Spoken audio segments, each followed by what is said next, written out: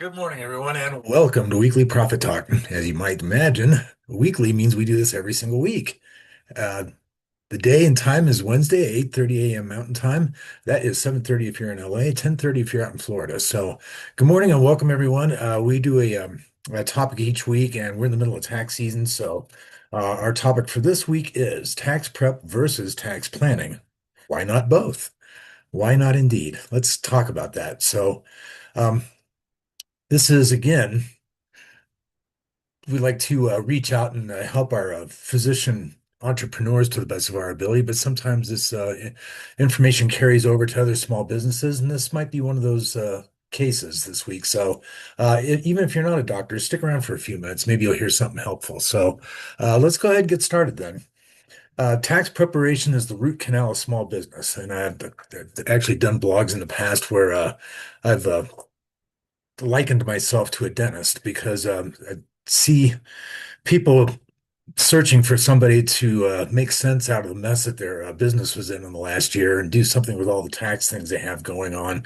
They may have had catastrophic uh, things happen in their past year. For example, be the victims of fraud of that sort of thing. So, um, what happens is for most people, and people that are new in business or haven't owed much tax in the past, or basically have been a wage earner and just started working for themselves, you tend to view a tax season as a once a year event, uh, like a root canal. Okay. So you're going to see the dentist once a year and they tell you, oh, well, we're going to have to drill. Sorry. So, and this is how much it's going to cost, and we're going to numb you up real good. And you don't go in for another year because it's frankly unpleasant.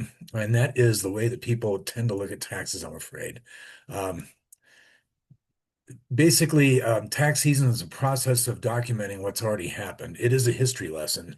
Um, Open up all of your revenues, expenses, turn that into a business tax return in February or March.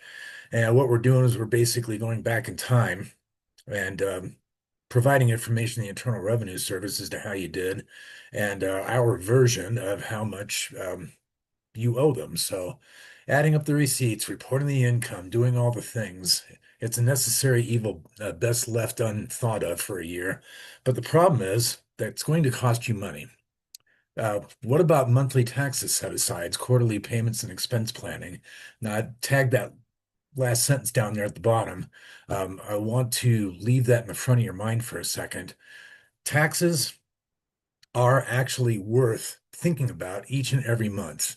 Um, in accounting terms, a month is also referred to as an accounting cycle. And it's basically, and this is not just federal, but also even international, the IFRS, um, because the rest of the world basically also operates on the Julian calendar. We have January through December, and each of these months represent a specific unit of time within which we measure revenue versus expenses. If you are setting aside a specific amount of tax for each and every month in a savings account, and then paying this four times a year in the estimated tax payment deadlines each quarter, chances are you're going to owe less than $1,000 next tax season, and it's going to change your life for the better. Tax planning is to your business what flossing and brushing is to your teeth. Okay. It's the strategic work of deciding what will happen and structuring it to keep more money in your pocket. Not what has happened, but what will happen. You're not backward looking, you're forward looking. Some examples of things you can do: entity elections. That is what it sounds like. Your business is likely a limited liability company. Maybe you haven't even gone that far, but first of all, if you have a business and you have customers, chances are you want to get a state organization as a limited liability company because it protects your personal assets. Once you're a limited liability company, you have other federal tax election options, and some of these can save you thousands of dollars. Yes, we know how, and if you'd like to ask, talk about that more when we wrap up. So, retirement contribution timing. This is important, um, and there are some retirement instruments that you are actually able to contribute for the tax year up until the tax filing deadline in the following year. So you have 3.5 more months to catch up. IRAs are an example of that. Income acceleration or deferral. You have control over that? Yes, absolutely, you do.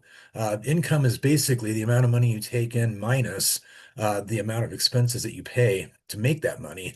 And to a certain extent, you do have control over that flow. Equipment purchases and compensation adjustments. Um, Tax prep tells you what you owe. Tax planning determines whether you had to owe that much in the first place. See what we're saying?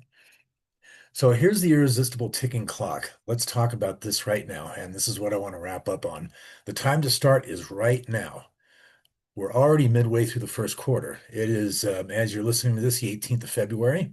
And that's basically splitting the quarter right down the middle. It ends on March 31st. So how's your January? What's your February look like so far? Are you on pace to owe more or less than you are last year? You should be asking yourself this question every single month, and you do need to create.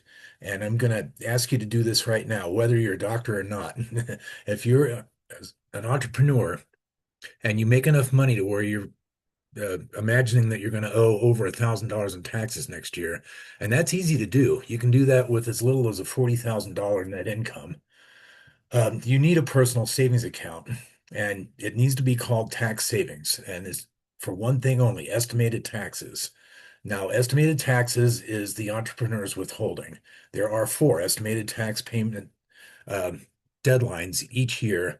They are on or right after June 15th, excuse me, April 15th, then June 15th, September 15th, and you have one January 15th of the following year for the fourth quarter. That one's a biggie because you basically have your end of year financials and you should know what you owe in tax minus the estimated payments that you made in the first three quarters. If you start tax planning like this right now, I promise you, you're going to enjoy next year a lot more. And it's not going to be a trip to the dentist. Or it'll be the kind of trip to the dentist where maybe you have one cavity and they just give you a cleaning. So see how that is. There are my absolutely enjoyable and fun dentist allegory to taxes. You can make this a lot more enjoyable for yourself by simply um, paying attention to your tax expense. Matter of fact, I'll share something with you. You should be paying expenses in a business relative to the same period of time in which you made the money that created the expense in the first place. And that's exactly what you're doing when you set aside estimated tax savings. This is a personal account for the most part. Now, for those of you that own a corporation, that is a different story. Corporations are basically a separate entity. They basically operate just like a personal taxpayer. But for S corporations and partnerships, that money flows through to a Form 1040, and we're familiar with that form. That's the one where you pay your tax. So your tax payments are a personal expense, even if they arise from business. What you want to do is just withhold or take an owner's distribution or a draw out of your business each month, enough to cover what should have been that month's tax liability, and put that aside in that savings account. And then after 3 months, you look at your estimated taxes, calculate that. And how do you do that? You take the months that have elapsed in the year. Let's say we're doing April 15th. So um, you're going to want to take the full months that have elapsed. That's January through March, 3 months. Multiply that by four to get a full year. Okay, there's your estimated income.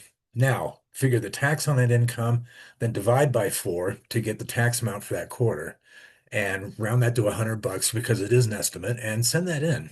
And remember, if you're in one of the 41 states with a state income tax, don't forget about them.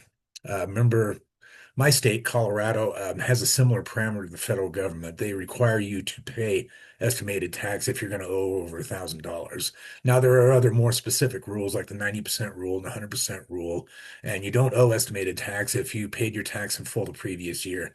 Um, I'm aware of all that, and I can hear other enrolled agents and CPAs shaking their head and looking at me. But here's the thing, is if you tax plan as if you're actually paying the exact amount of tax each quarter, you're not going to go wrong. Um, Honestly, I consider hitting the bullseye for a client if I can get their tax liability to within $500 of either they owe or get a refund. That's throwing the dart and hit it in the red circle. Okay. So if you do that for yourself, you're going to actually look forward to tax season next year and you'll thank me later. If you want help or want to learn more about how we do this for people, I'm on one of three media at this point. We're coming to you live on YouTube and LinkedIn as well as Facebook. All three of those have this in common. There's a way to comment. Just say help, more information, call me, whatever you want to write. Say something clever, say something funny. We love it. So, and we'll reach out to you within 24 business hours and let you know how you can have a free conversation with me and talk about whether or not we can make you wealthier and put more of your hard-earned money back in your own pocket where it belongs. So, until next week, so long and have an amazing President's Day week. Um, I know it's not a holiday for everybody. It wasn't for me, but that's okay. But in any event, have a great rest of the day. And if you have a chance today, do something randomly kind for a stranger. So until next week, so long, and we will see.